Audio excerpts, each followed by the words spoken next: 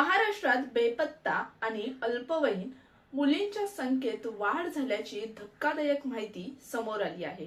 राज्य सरकारने विधिमंडळात सादर केलेल्या आकडेवारीनुसार 2024च्या तुलनेत 2025 मध्ये बेपत्ता प्रकरणाची संख्या अधिक वाढ झाल्याचे दिसून आले आहे। 2024 साली राज्यात 45,662 महिला बेपत्ता झाल्या होत्या, तर 2025 मध्ये हा आकडा वाढून 48,278 इतका पोहोचला आहे।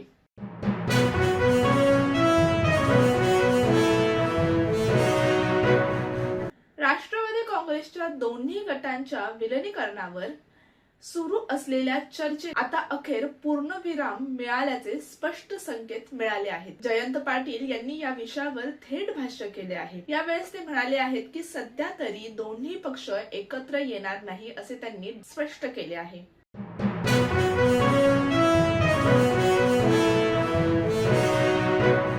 इराण आणि इस्रायल मध्ये जे युद्ध सुरू झाले आहे त्यानंतर अनेक भारतीय आखाती देशांमध्ये अडकले आहेत। महाराष्ट्रातल्या पर्यटकांना आम्ही सर्वतोपरी मदत करण्यास तयार आहोत। गिरीश महाजन यांना या संदर्भातली जबाबदारी दिली आहे असं राज्याचे मुख्यमंत्री देवेंद्र फडणवीस यांनी म्हटलं आहे। देवेंद्र फडणवीस यांनी विधान परिषदेत या संदर्भातली माहिती दिली आहे।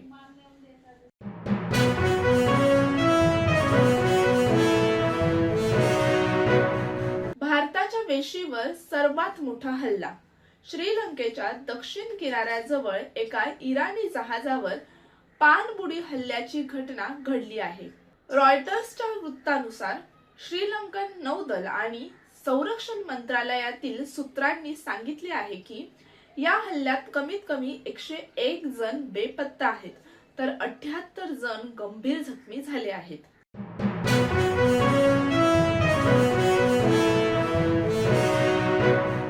सचिन तेंडुलकरचा मुलगा म्हणजेच अर्जुन तेंडुलकरच्या विवाहाची सध्या जोरदार तयारी सुरू झाली आहे। अर्जुन तेंडुलकरचे लग्न हे 5 मार्च रोजी होणार आहे। सानिया चंडोक सोबत लग्नगाठ बांधणार आहे।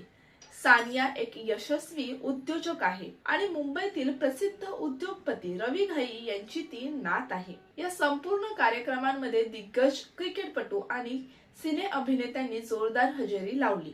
त्यांचे व्हिडिओज आणि फोटोज सध्या सोशल मीडियावर देखील चांगलेच व्हायरल होत आहेत।